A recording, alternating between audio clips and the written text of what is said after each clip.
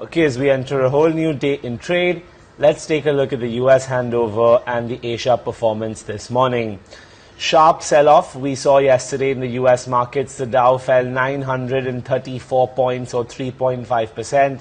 This is the fourth straight negative day and the worst loss for the Dow since the 11th of June.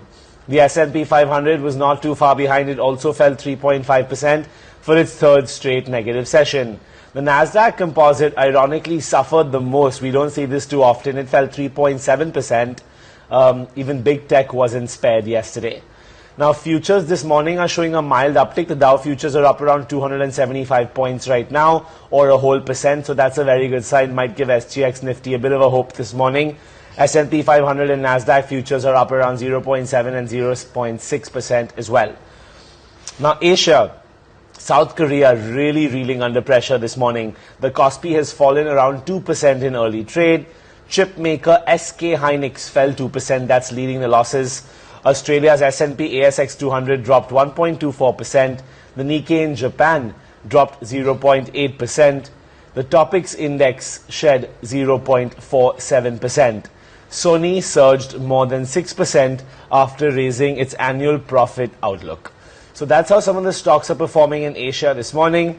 Let's also get you a feel for what they said in Europe yesterday.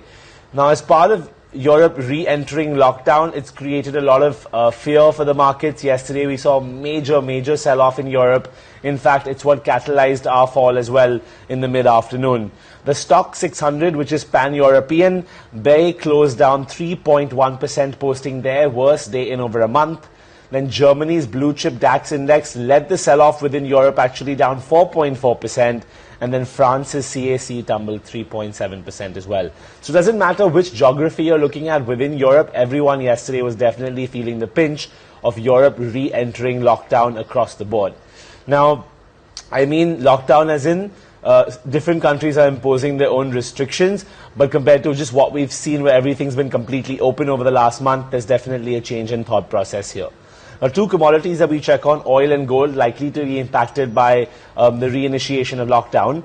Brent crude futures fell $2 or 5% to $39 a barrel. So now we're below 40, and we know every time oil falls below 40, there's a lot of chaos in equity markets and there's a lot of chaos in the world in general.